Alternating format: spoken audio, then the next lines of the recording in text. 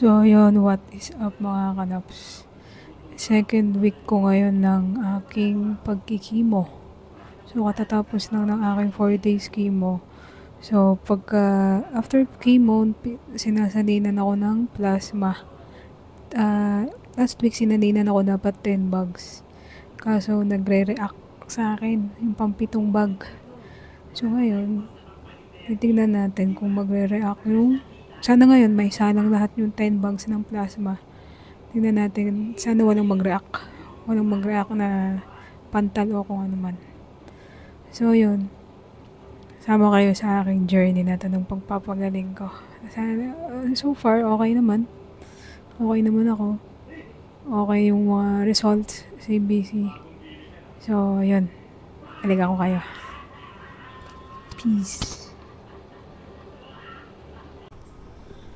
So, yun. What is up, mga kanaps? Good morning. Ano yun? July 8. So, ngayon ang ating third week chemo.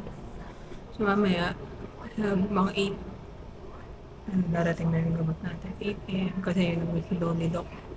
Pagka Monday, yung gamot, yung chemo ko is morning. Then the rest, after lunch. Tapos, ngayong week pala, ang mangyayari ay bukas, after ng chemo, kansalinan ako ng 10 bags ng plasma tsaka sa Thursday. Pero dapat, lang yung once a week. Pero ngayong week, third week ko. Bukas tsaka Thursday.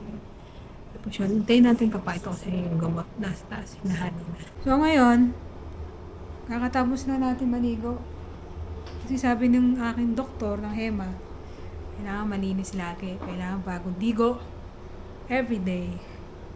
Para iwas bacteria. Kasi, yung i-stay ko dito ng 1 month is for my safety. Kaya ako nag 1 month dito sa ospital. Kasi habang kinikimo ka, bababa ang inyong immune system. Kasi alisin niya yung mga good and bad cells mo sa katawan. So ngayon, pang second week ko na, everyday ako naliligo.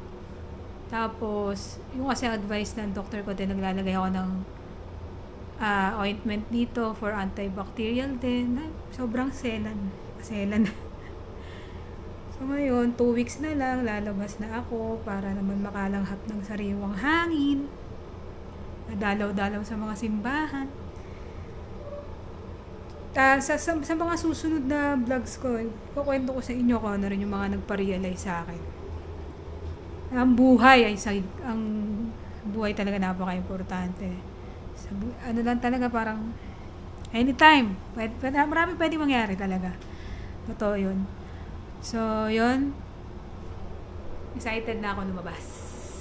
Let's go!